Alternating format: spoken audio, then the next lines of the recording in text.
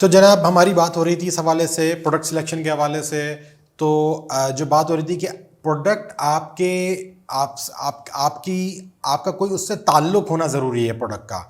तो जैसे मैंने आपसे अर्ज़ किया कि हर मुख्तलिफ़ किस्म के ख़ानदान होते हैं जहाँ पर कोई एक स्पेसिफ़िक किस्म का बिज़नेस चल रहा होता है। तो ज़ाहिर-सी बात है आपके ताल्लुकात, आपके कॉन्टैक्ट्स, आपकी जान-पहचान, आपने सारी ज़िंदगी उन उन कामों को होते हुए देखा है, उनकी सिचुएशन से गुज़रे हैं। बहुत सारे लोग हैं मेरे जानने वाले हैं, सियालकोट के अंदर रहते हैं, उनकी सारे ख़ानदान वाले के जानने वाले वहाँ पर जो है वो जिस तरह की चीज़ें बनती हैं उन्होंने उसको गौर से देखा है। कुछ लोग हैं जो ऐसे इलाकों में रहते हैं जहाँ पर जो है वो सिज़र्स या छुरियाँ या जो आपने देखा होगा आर्टिफ़िशियल ब्लेड्स बन रहे होते हैं, इस तरह की चीज़ों पे काम हो रहा होता है, क्रॉकरी पे काम हो रहा होता है। कुछ लोग होते हैं जिनका एजुकेशन से ताल्लुक़ है, उनके ख़ानदान में सारे या तो कोई टीचर, उनकी वालिदा टीचर थीं या वो खुद किसी एजुकेशन से उनका ताल्लुक़ रहा है। तो आपने ये देखना है कि आपके इर्द-गिर्द में क्या चीज़ है जो आपको इन्फ्लुएंस कर रही है और उस चीज़ को आप डिजिटल तौर पे किस तरह से लेके जा सकते हैं। हर लेगेसी बिज़नेस मॉडल जो आपके सामने हो रहा है, that has the potential to convert it has the potential to convert it into a digital business model. आपने उसको मॉडल को समझना पड़ता है, आपने देखेंगे आप उसको डिटेल में, फिर आप ज़ाहिर सी बात है उसमें आइडेंटिफाई करेंगे कि किस तरह से आपने उसको डिजिटल लेके जाना है और किस तरीके से उसमें आपने प्रॉफिटेबिलिटी को अपना बनाना है। तो ये बहुत ज़रूरी है कि आप अपने इर्द गिर्द में गौर व फिक्र करें। आपको डेफिनेटली अपनी स्ट्रेंथ्स का भी आइडिया होगा, आपको अपने बैकग्राउंड से भी आप बहुत कुछ निकाल सकते हैं, क्योंकि यही आपकी यूनिकनेस है और इसी के ज़रिए से आप वैल्यू भी प्रोवाइड कर पाएंगे और इसी के ज़रिए से आप प्रॉफिटेबिलिटी भी निकाल सकते हैं। फिर चूँकि सॉरी फिर चूँकि आप इस चीज़ को कर रहे होंगे और आपके इर्द गिर्द में ये चीज़ हो रही है, तो उस प्रोडक्ट की सोर्सिंग भी आपके लिए कंपैरेटिवली ईजी है। फॉर एग्जांपल आपके रिलेशनशिप में रियल एस्टेट का बिजनेस हो रहा है, तो आपके लिए ज़्यादा बेहतर है कि आप रियल एस्टेट को डिजिटल या ऑनलाइन की तरफ लेके जाएं। कोई कार का आपका गाड़ियों का काम है तो आप उसको लेके जा सकते हैं। तो सोर्सिंग करना, ऐसी प्रोडक्ट और सर्विस की सोर्सिंग करना भी आपके लिए क्या है, बहुत आसान है। और रिमेंबर दैट कि जितनी स्ट्रॉन्ग आपकी सोर्सिंग होगी, जितना स्ट्रॉन्ग आपको पता होगा कि इसकी मैन्युफैक्चरिंग कैसे करनी है, इस सर्विस को कैसे एक्वायर करना है, जितना स्ट्रॉन्ग आपका ये एरिया होगा, उतनी अच्छी आपकी प्रोडक्ट जो है वो फेसबुक के ऊपर पोजीशन हो सकेगी और उतनी ज़्यादा प्रॉफिटेबिलिटी आप उससे लेकर आ सकते हैं। आप होलसेल मार्केट में जाएं, आप मालूम करें जी आपको शर्ट्स और टी शर्ट्स आपने फॉर एग्जांपल बेचनी है, तो आपको उसकी एक होलसेल प्राइस मिलेगी। लेकिन जिस बंदे के फैमिली में ये बिजनेस हो रहा है, उसको तो एग्जैक्टली पता है कि इसके फैक्ट्री ओनर्स, इसके फैक्ट्री वाले कहाँ बैठे हुए हैं।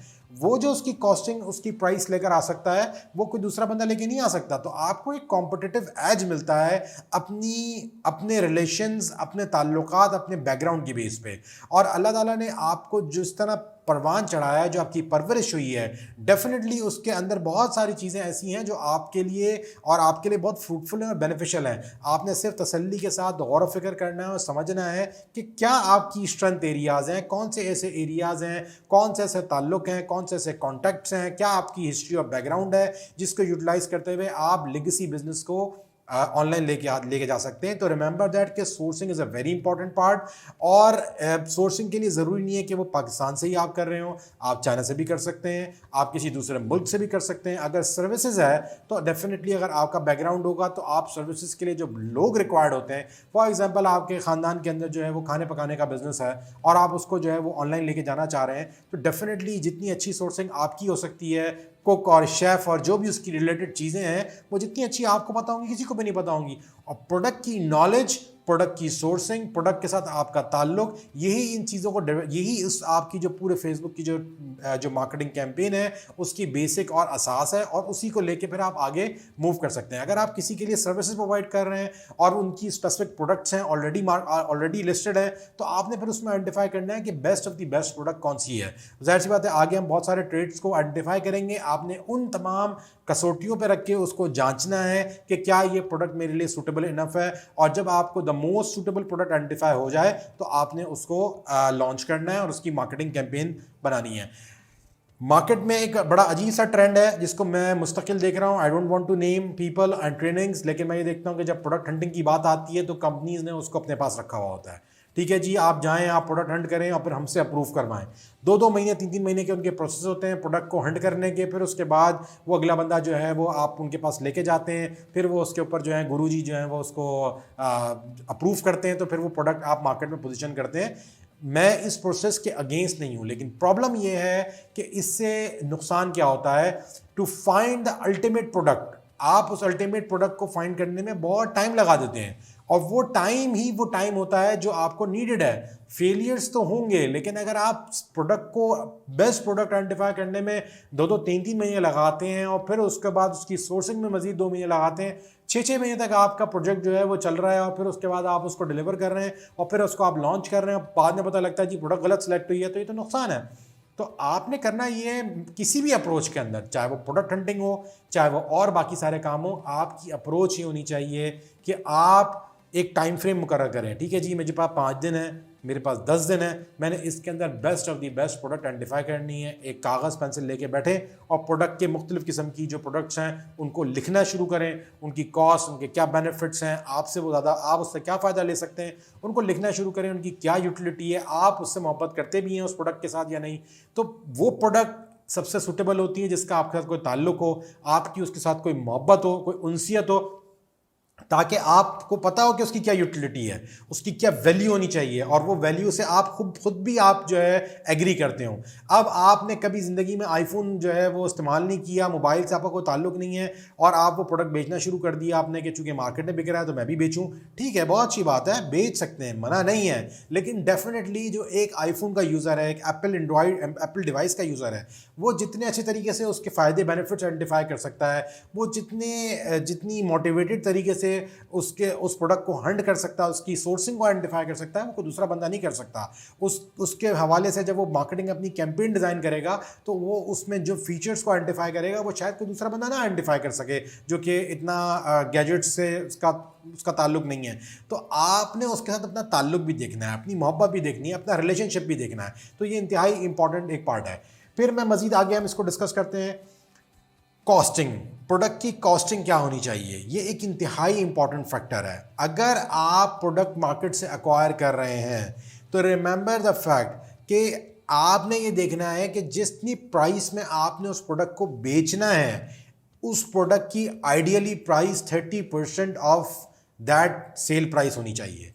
क्या मतलब, इसका मतलब ये हुआ कि अगर आप 1,000 रुपये की चीज़ बेच रहे हैं, मार्केट में वो चीज़ 1,000 रुपये की बिक रही है, तो आपके पास वो कम से कम 300 रुपये की वो आ रही हो, 30% में आप उसकी कॉस्ट निकाल रहे हो, या अगर 30% नहीं भी है तो मिनिमम 30% से 40% के दरमियान हो। जितनी लो एंड पे होगी उतना ज़्यादा आपको फ़ायदा है, क्योंकि रिमेंबर दैट कि आपने उसके ऊपर पे कुछ कॉस्ट इनकर करनी है, आपने उसके ऊपर फेसबुक की मार्केटिंग ऐड कॉस्ट लगानी है, आपने उसके ऊपर ऑपरेटिंग कॉस्ट लगानी है, और जब सारे एक्सपेंसेस जो आपके मंथली हो रहे हैं वो लगाने हैं, कोई डिलीवरी की कॉस्ट है आपने उसके ऊपर वो भी लगानी है। ये सब कॉस्ट जब उसमें इंक्लूड होगी तो 30% से करते करते करते ये आपकी जो टोटल प्रोडक्ट की जो कॉस्ट हो जाएगी, सारे एक्सपेंसेस इंक्लूड करके, वो अराउंड 60-70% हो जाएगी। तो 20-30% का एक मुनाफा किसी प्रोडक्ट के अंदर होना बहुत ज़रूरी है। अगर आपका, रिमेंबर ये भी एक असूल आपने ध्यान में रखें कि अगर आपका मुनाफा कम होगा, अगर आप मुनाफे को 10% पे लेकर आते हैं, अगर आप मुनाफे को 5% पे लेकर आते हैं, तो रिमेंबर दैट कि आपको नंबर ऑफ प्रोडक्ट्स ज़्यादा सेल करनी पड़ेंगी।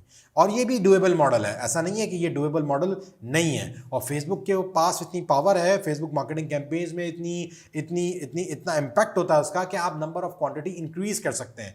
जाहिर सी बात है, अगर फॉर एग्जांपल आपको 100 रुपये का मुनाफा हो रहा है और आपका टारगेट ये है कि मैं दिन का एटलीस्ट 10,000 रुपये तो कमाऊँ, तो आप 100 को जब 10,000 से डिवाइड करेंगे, आपको पता लग जाएगा टोटल मैंने कितना number of products per day sell करनी है। तो आपको खुद ही इस बात को समझना होगा कि आप अगर अपनी प्रॉफिटेबिलिटी को लो लेके जाएंगे तो आपको फिर प्रोडक्ट की क्वांटिटी ज़्यादा बेचनी पड़ेगी। ज़्यादा बेचने का मतलब ये हुआ कि आपको ज़्यादा एफर्ट भी करनी पड़ेगी, डिलीवरी के ऊपर भी एफर्ट करनी पड़ेगी ज़्यादा, आपको उसकी कम्युनिकेशन के ऊपर भी एफर्ट करनी पड़ेगी, और उसके ऊपर आपको एड कॉस्ट और इन्वेस्टमेंट भी आपकी ज़्यादा होगी। तो rather than going for low profit, मैं आपको सजेस्ट करूँगा कि आप कोशिश करें कि डिसेंट प्रॉफिट्स हों, ज़्यादा से ज़्यादा प्रॉफिट मार्जिन उसके अंदर ज़्यादा हो, ताकि आपकी कॉस्ट और बाकी सारी चीज़ें उसके अंदर एडजस्ट हो सकें, और फिर आप उसको उस प्रॉफिटेबिलिटी के ऊपर बेच सकें। और मार्केट के अंदर बेतहाशा ऐसी प्रोडक्ट्स हैं जिनके अंदर काफ़ी इमेंस प्रॉफिट मार्जिन होते हैं, जब वो होलसेलर, जब वो मैन्युफैक्चरिंग के पास से गुजरती रिटेलर के पास आती है तो उसकी कॉस्ट बहुत ऊपर चली आती है।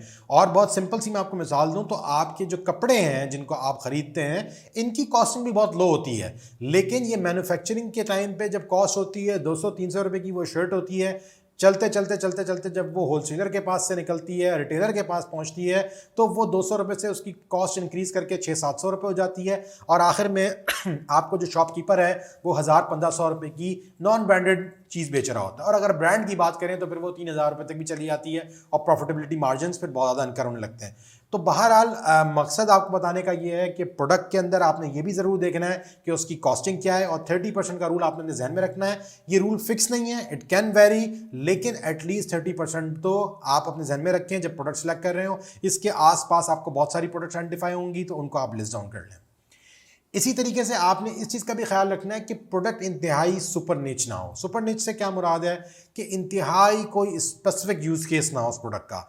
फॉर एग्जांपल आप बोलते हैं कि जी मैं एक ऐसी जो है वो शूज़ फेसबुक पे सेल करना चाहता हूँ जो शूज़ जो है जब कोई बंदा गाड़ी बना रहा हो, गाड़ी की मैन्युफैक्चरिंग कर रहा हो तो वेल्डिंग के टाइम पे वो शूज़ बड़े फ़ायदेमंद होते हैं। बहुत ही कोई स्पेसिफिक यूज़ केस है। या फॉर एग्जांपल आप कहते हैं कि जी जो बंदा डायमंड का काम करता है उसकी कटिंग के लिए ये टूल इस्तेमाल होता है, तो मैं डायमंड कटर्स के लिए एक इंतहाई सुपर निच टूल बना रहा हूँ और वो टूल मैं बेचूंगा। रिमेंबर द फैक्ट, बेच सकते हैं, it is possible to sell that super niche product, लेकिन आप जितना उसको जो है वो फोकस करेंगे, जितना आप उसको ड्रिल डाउन करेंगे, अपनी निच को स्पेसिफिक करेंगे, ऑडियंस जनरलाइज नहीं होगी। रिमेंबर द फैक्ट कि आपकी ऑडियंस का पूल साइज कम होगा और आपके सक्सेस के फैक्टर्स लो डाउन होना शुरू हो जाएंगे। इम्पॉसिबल नहीं है, मार्केटिंग आपको करनी पड़ेगी, आपको बहुत सारी एफर्ट्स करनी पड़ेंगी, आपको किसी और तरीके से बहुत सारे तरीकों को यूज़ करते हुए आप उसको भी पोजीशन कर सकते हैं, लेकिन you will make your job difficult. तो हम यहाँ ये बात कर रहे हैं कि आपका पहला बिजनेस है, आपने मेक श्योर करना है कि सुपर निच प्रोडक्ट ना हो। इवन आप किसी और की प्रोडक्ट बेच रहे हैं तो अगर उसकी 10 प्रोडक्ट्स हैं तो आप मेक श्योर करें कि आप उस प्रोडक्ट को पोजीशन करके बेचने की कोशिश करें जो सुपर निच नहीं है। तो ये इंतहाई इंपॉर्टेंट फैक्टर है। फिर हम आगे बात करते हैं कि जी प्रोडक्ट की डिलीवरी। आपने कोई ऐसी प्रोडक्ट आइडेंटिफाई कर ली है जिसकी प्रोडक्ट की डिलीवरी इंतहाई डिफिकल्ट है, तो रिमेंबर द फैक्ट कि डिलीवरी करना एक पूरा एक काम है। प्रोडक्ट का साइज बहुत मैटर करता है क्योंकि आपकी डिलीवरी के ऊपर एक कॉस्ट इनकर हो रही होगी। फॉर एग्जांपल अभी एक साहब मुझसे मेरी डिस्कशन हो रही थी, उन्होंने बोला जी मैं बीन बैग्स बेचना चाहता हूँ, बीन बैग्स के अंदर बड़ा मुनाफा है, सही है, 3000 रुपये का बनता है, 5000 रुपये का बिकता है, 2000 रुपये का प्रॉफिटेबिलिटी है और बड़ा अच्छा इसके अंदर हम अगर एड कॉस्ट भी इंक्लूड कर लें तो बड़ा अच्छा है। तो मैंने उनके सामने बात ये रखी कि आप मुझे बताएं कि आप बीन बैग कितने बेचेंगे। आप उसको डिलीवर करेंगे तो बीन बैग का तो साइज़ बहुत बड़ा होता है, आप दिन के अंदर 100 बीन बैग्स बेच सकते हैं। तो वो उस बात को सुन के खामोश हो गए। तो और अगर आप डिलीवरी वाले के पास जाएंगे तो कहने लगे जी वो जो बंदा प्रोडक्ट बना रहा है वो कह रहा है जी मैं खुद डिलीवर कर लूँगा। मैंने बोला आपको आइडिया है कि अगर आप 100 तक स्केल करते हैं तो आपका मैन्युफैक्चर के तो हाथ पैर फूल जाएंगे, क्योंकि उसको कम से कम जो है कोई 8-10 तो खाली राइडर चाहिए आपके प्रोडक्ट सेल करने के लिए, वो भी सेम सिटी के अंदर। अगर किसी स्पेसिफिक सिटी में तो वो उस सेम सिटी के अंदर डिलीवरी करेगा तो भी उसको 8-10 राइडर चाहिए। तो क्या वो उसके लिए प्रिपेयर्ड है? तो बात ये होती है कि इस तरह की बातें लोग आपको कहेंगे मार्केट में, ठीक है जी हम डिलीवर कर देंगे, ठीक है जी हो जाएगा, लेकिन हम इसके अंदर बड़ी कॉम्प्लेक्सिटीज़ होती हैं। डिलीवरी के ऊपर हम एक अलग से वीडियो पे बात करेंगे या अलग जहाँ पर हमें मौका लगता है सूटेबल तो हम डिलीवरी के इशू से बात करते हैं। लेकिन आपने प्रोडक्ट के साइज़ को भी सामने रखना है कि आपका प्रोडक्ट का साइज़ कैसा है, कितना ईजी है आपकी डिलीवरी कंपनी के लिए कि वो आपकी इस प्रोडक्ट को आगे डिलीवर करता है कस्टमर के लिए। तो ये इंतहाई इंपॉर्टेंट फैक्टर है। फिर हम आगे बात करते हैं कि जी आपकी जो प्रोडक्ट है फेसबुक की पॉलिसीज को तो वायलेट नहीं कर रही। ये एक बहुत बड़ा इशू है। बहुत सारे मार्केटर्स प्रोडक्ट बनवा लेते हैं, प्रोडक्ट आ जाती है, प्रोडक्ट खरीद लेते हैं, उसका स्टॉक कर लेते हैं, लेकिन जब उसको बेचना शुरू करते हैं उसके बाद ऐड कैंपेन चलाते हैं तो जी 4 दिन बाद ऐड बंद हो गया आपका। क्यों? क्योंकि आपने फेसबुक की पॉलिसी सही से नहीं पढ़ी थी, आपने उसको रिव्यू नहीं करा था, आपको आइडिया नहीं है कि ये प्रोडक्ट जो है फेसबुक की पॉलिसी को वायलेट करती है। इसके ऊपर हम एक अभी नेक्स्ट वीडियो के अंदर या इसी के साथ इसके तसलसल में एक और वीडियो कवर करेंगे जहाँ पर हम स्पेसिफिकली देखेंगे कि जी कौन कौन सी प्रोडक्ट्स ऐसी हैं जो फेसबुक की पॉलिसी को वायलेट करती हैं, उनके क्या रीजंस हैं। तो आपने उन प्रोडक्ट्स को नहीं बेचना। आप बहुत ज़्यादा हैरान होंगे, बहुत सारी ऐसी प्रोडक्ट्स हैं जो नज़र आ रही होती हैं, हमें बिक भी रही होती हैं फेसबुक पे, लेकिन फेसबुक उनको अलाउ नहीं करता, फेसबुक की पॉलिसी की वायलेशन हो रही होती है। नतीजा ये निकलता है कि चंद अरसे तक 2 महीने 3 महीने तक आप शायद उस प्रोडक्ट को बिकते हुए देखेंगे। कभी 5 दिन तक उनकी कैंपेन चलेगी, कभी 10 दिन तक उनकी कैंपेन चलेगी, कभी महीना 2 महीना 3 महीने उनकी कैंपेन चलेगी, उसके बाद उनकी कैंपेन बंद हो जाएगी, फिर वो किसी और नाम से उसको कर रहे होंगे। तो मेरा आपकी इस ट्रेनिंग के अंदर ऑब्जेक्टिव हमारा ये है, और मेरा आपको ये मशवरा है कि आप जो भी बिजनेस सेटअप कर रहे हैं, आप ये देखें कि आपने एफर्ट करनी है, तो आप उस एफर्ट को जिस सिस्टम के ऊपर भेजना चाह रहे हैं उसकी पॉलिसीज का रिस्पेक्ट करें। अगर आप नहीं करेंगे तो आपका बिजनेस लॉन्ग टर्म नहीं चल पाएगा। तो ऐसा काम करें जो आपके लिए लॉन्ग टर्म हो, आप उस पर स्केल कर सकें। हो सकता है कि आपको डिफिकल्टी हो सकता है प्रोडक्ट के अंदर हंटिंग में आपको टाइम लगे, लेकिन रिमेंबर दैट आपकी एक दफ़ा की मेहनत, आपकी एक दफ़ा की एफर्ट आपको लॉन्ग टर्म फायदा देगी। शॉर्टकट्स कभी भी जिंदगी में फायदा नहीं देते, तो प्रोडक्ट हंटिंग के अंदर never go for the shortcut. तो आपने फेसबुक की रिस्ट्रिक्टेड प्रोडक्ट लिस्ट को सामने जरूर रखना है। आगे अगर हम बात करते हैं कि क्या चीज़ें हैं, तो जी एक बड़ी ही इंपॉर्टेंट मैं आपको लास्ट में टिप दूंगा प्रोडक्ट के हवाले से। जो प्रोडक्ट्स फेसबुक पर सक्सेसफुल होती हैं उनके लिए इंतहाई इंपॉर्टेंट टिप है, और वो ये है कि आपकी प्रोडक्ट या तो आपके कस्टमर को कोई गेन दे रही हो, या फिर आपके कस्टमर का कोई पेन रिजॉल्व कर रही हो। ये दो चीज़ें अगर आपकी प्रोडक्ट, इन दोनों में से कोई एक चीज़ भी आपकी प्रोडक्ट में मौजूद है, तो रिमेंबर दैट ये एक सक्सेसफुल रेसिपी होगी, और वो product it will do wonders. Gain और पेन से क्या मुराद होता है? गेन से मुराद ये है कि वो प्रोडक्ट लेने के बाद आपके यूज़र की लाइफ में, आपका जो बायर है उसकी लाइफ में कुछ गेन हो रहा हो, कुछ बेहतरी आ रही हो, इन टर्म्स ऑफ मनी कुछ बेहतरी आ रही हो, कोई गेन हासिल हो रहा हो, कोई प्रॉफिट्स हासिल हो रहे हो, कुछ भी ऐसा उसको हो रहा हो जो उसको गेन की तरफ लेके जाए। रिमेंबर दैट कि इंसान की एक इंट्रिंसिक नीड होती है कि वो अपने आप को, जो चीज़ उसको फ़ायदा दे रही होती है वो उसको हासिल करने की कोशिश कर रहा होता है। तो ऐसे एसेंशियल्स, ऐसी चीज़ें, ऐसी प्रोडक्ट जो किसी किस्म का गेन ला के दे रही हो, तो वो आपकी प्रोडक्ट हो सकती है। दूसरा, कोई ऐसी प्रोडक्ट जो किसी लॉस से उसको बचा रही हो, कोई नुकसान हो रहा हो तो उससे उसका वो फ़ायदा दे रही हो, उसको नुकसान से बचा रही हो, कोई पेन है, कोई तकलीफ दे अमल है उसको बचा रही हो, तो वो प्रोडक्ट आपकी बहुत अच्छी है, वो प्रोडक्ट आपकी वैल्यू प्रोवाइड करेगी, और वो प्रोडक्ट उस आपकी बहुत अच्छी तरीके से फेसबुक के ऊपर सेल हो सकती है मासेस के अंदर। तो पेन और गेन, इन दोनों चीज़ों को आपने सामने रखना है। नेक्स्ट हम बात करेंगे अगली वीडियो के अंदर कि कौन सी फेसबुक के ऊपर मार्केटिंग लिस्ट, कौन सी प्रोडक्ट की लिस्ट है जो रिस्ट्रिक्टेड लिस्ट है, या फेसबुक की क्या एग्जैक्टली हम उसके डॉक्यूमेंट में से गो थ्रू करेंगे। Each and every product categories जो कि रिस्ट्रिक्टेड है उनको हम देखेंगे, और फिर हम प्रोडक्ट के हवाले से मजीद ट्रेनिंग्स में ये भी देखेंगे कि वो प्रोडक्ट कौन कौन सी हो सकती हैं। अभी हमने एग्जांपल्स की बात नहीं करी है, तो हम एग्जांपल्स की भी बहुत सारी बात करेंगे, कौन कौन सी प्रोडक्ट्स अलाउड है, ताकि आपका जहन खुले। रिमेंबर दैट कि ये इंतहाई इंपॉर्टेंट और इंटीग्रल पार्ट है हमारी ट्रेनिंग का। प्रोडक्ट हंटिंग, अगर आपकी प्रोडक्ट ठीक हंट हुई है, आपको पता है कि आपने मार्केट में क्या बेचना है, और आपकी प्रोडक्ट में आपने टाइम लगाया है, उसको समझा है, उस पर गौर व फिक्र किया है, तो ये आपके लिए आगे बहुत फायदेमंद होगा। आपकी पूरी जो मार्केटिंग की एग्जीक्यूशन है, जो आपकी स्ट्रेटजीज हैं जो हम आगे बताएंगे, और जो आप उसको एग्जीक्यूट करेंगे, ये उसके लिए इंतहाई फायदेमंद होगा। वरना हो सकता है कि आपकी मेहनत ज़ाया हो जाता है। आपने नेक्स्ट सीरीज़ के अंदर जो अगली वीडियोज़ हैं उनको भी गौर से सुनना है, और इनके नोट्स लेने हैं। उनके नोट्स लें, नोट डाउन करें, और समझें कि कौन कौन सी चीज़ों को, एक चेकलिस्ट हम बना लें। हम एक डॉक्यूमेंट भी चेकलिस्ट की सूरत में प्रोवाइड कर देंगे आपको ट्रेनिंग के एंड में, लेकिन आप खुद भी अपने पास नोट डाउन करें चीज़ें जो इंपॉर्टेंट हैं, और उनको मेक श्योर करें कि जब आप प्रोडक्ट हंटिंग कर रहे हो तो वो आपने चेकलिस्ट को मेक श्योर करना है कि ठीक है जी, वैल्यू है, वैल्यू प्रोवाइड कर रही है जी, वैल्यू प्रोवाइड कर रही है। कॉस्ट है जी 30% कॉस्ट है, ठीक है जी 30% तक कॉस्ट आ रही है उसकी, बहुत अच्छी बात है। इतने की मार्केट में बिक रही है, 1000 रुपये की मार्केट में बिक रही है, तो जी 300 रुपये की मुझे पड़ रही है। 2000 रुपये की मार्केट में बिक रही है जी, 600 रुपये की मुझे पड़ रही है, 700 रुपये की मुझे पड़ रही है, 30 to 40% का मुझे प्रोडक्ट कॉस्ट कर रही है। फिर इसी तरीके से मेरा बैकग्राउंड और वो किस तरह उस पर इम्पैक्ट करता है जी। मेरे चाचे की फैक्ट्री है, ठीक है जी, मैं वहाँ से सोर्स कर लूँगा, और मेरे जानने वाले हैं, मेरे सारे ख़ानदान वाले फार्मास्यूटिकल के अंदर काम करते हैं, ठीक है जी, मैं वहाँ से ये प्रोडक्ट बनवा लूँगा। तो आपने सोर्सिंग और अपने रेफरेंस और अपने, या आपका बैकग्राउंड एजुकेशन का, या जो भी चीज़ें, तो आपको किस तरह वो इन्फ्लुएंस करती है प्रोडक्ट, वो भी आपने आइडेंटिफाई कर लिया। ठीक है जी, वो प्रोडक्ट में मैं क्या गेन होगा, उस प्रोडक्ट को लेने के बाद लोगों को क्या फ़ायदा पहुँचेगा, क्या वो गेन को हिट कर रही है या नहीं कर रही, या जो है उस प्रोडक्ट के अंदर जो हमने बात की कि जी वो किसी पेन पॉइंट को रिजॉल्व कर रही है, तो आपने उस चीज़ को मेक श्योर कर लिया। फिर डिलीवरी के हवाले से उस प्रोडक्ट की टोटल ओवरऑल साइज़ क्या है, डिलीवर करने में, डिलीवरी में प्रॉब्लम तो नहीं होगा। ऐसा तो नहीं है कि प्रोडक्ट का साइज़ बहुत बड़ा है, या प्रोडक्ट इतनी कॉम्प्लिकेटेड है, आप कोई कांच का ग्लास बेचना चाह रहे हैं फेसबुक के ऊपर, तो जाहिर सी बात है आपको समझें कि आप ऑल ओवर द पाकिस्तान उसको सेल करेंगे, एक कांच का इंतहाई कॉम्प्लिकेटेड ग्लास है, आप उसको बेचेंगे तो वो रास्ते के अंदर टूट जाएगा, तो आपकी जो डैमेज कॉस्ट है वो आपको आके पड़ेगी। तो इन सब चीज़ों को भी आपने देखना है कि जी प्रोडक्ट की साइज़, प्रोडक्ट कितनी फ्रेजाइल है, कितनी नहीं है। तो ये सारी चीज़ें आपने मेक श्योर करनी है। तो इस चेकलिस्ट को हम आगे भी करेंगे और भी इस ट्रेनिंग के अंदर जो चीज़ें हमारे जहन में आती रहेंगी प्रोडक्ट के हवाले से तो हम वो डालते रहेंगे। बहरहाल इस वीडियो को यहाँ खत्म करते हैं। नेक्स्ट वीडियो के अंदर हम बात करेंगे कि फेसबुक की कौन सी रिस्ट्रिक्टेड लिस्ट है प्रोडक्ट के हवाले से और उसको आपने समझना है। बहुत बहुत शुक्रिया। अस्सलाम वालेकुम।